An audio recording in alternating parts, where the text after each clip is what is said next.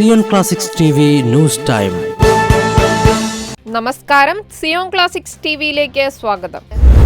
Nigerian ക്രൈസ്തവർ നേരിടുന്ന പീഡനങ്ങൾ മാധ്യമപ്രവർത്തകർ തുറന്നുകാട്ടണം. Veritas University chancellor. Abuja.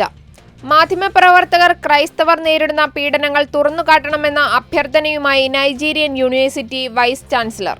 നൈജീരിയയിലെ Veritas യൂണിവേഴ്സിറ്റിയുടെ വൈസ് ചാൻസലറും ഔക്ക രൂപത വൈദികനുമായ ഫാദർ ഹയാസിത്ത് എമന്റെ ഇജോക്കുവാണ് വിഷയത്തിൽ മാധ്യമ ഇടപെടൽ തേടി രംഗത്ത് വന്നിരിക്കുന്നത്. പടിഞ്ഞാറൻ ആഫ്രിക്കൻ രാജ്യമായ നൈജീരിയയിലെ ക്രൈസ്തവർ നേരിടുന്ന പീഡനം രാജ്യത്തെ ഏറ്റവും ഉയർന്ന കൊടുമുടിയിലാണെന്നും മാധ്യമപ്രവർത്തകർ ഇത് തുറന്നുകാട്ടാൻ പരിശ്രമിക്കണമെന്നും അദ്ദേഹം ആവശ്യപ്പെട്ടു.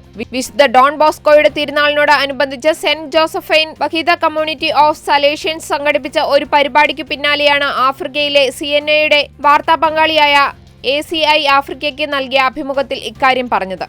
പീഡനം എല്ലായ്പ്പോഴും ക്രൈസ്തവ ചരിത്രത്തിന്റെ തുടക്കം മുതൽ തന്നെ ഭാഗമാണ്. ക്രൈസ്തവ വിശ്വാസികൾ പീഡിപ്പിക്കപ്പെടാത്ത ഒരു നിമിഷവുമില്ല. പീഡനം എല്ലായ്പ്പോഴും ആളുകൾ കൊല്ലപ്പെടുന്നുവെന്ന് അർത്ഥവുമാക്കുന്നില്ല. ആളുകളുടെ വിശ്വാസങ്ങൾ കാരണം അവരുടെ അവകാശങ്ങൾ നിഷേധിക്കുമ്പോൾ അത് പീഡനമാണ്.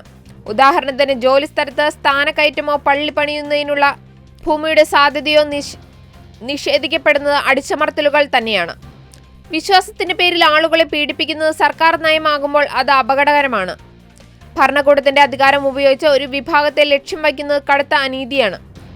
ശ്രദ്ധിക്കപ്പെടാതെ പോകുന്ന പീഡനം ഒടുവിൽ കൂടുതൽ ഹീനമായിരിക്കും. എന്നാൽ ശബ്ദമുള്ളവർക്ക് ഈ അനീതികൾക്കെതിരെ പ്രതികരിക്കാൻ കഴിയുമെങ്കിൽ അത് ഈ പ്രശ്നത്തിനു മേൽ നടപടി ആവശ്യപ്പെടുന്ന ഒരു പൊതു ആശങ്കയായി മാറ്റും.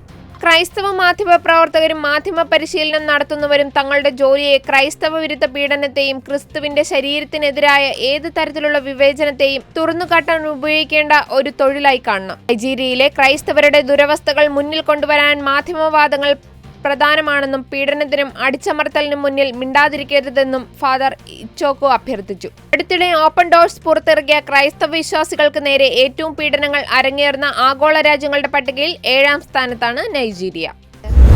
കൂടുതൽ ക്രിസ്തീയ വാർത്തകൾക്കായി ഈ ചാനൽ മറക്കാതെ സബ്സ്ക്രൈബ് ചെയ്യുക.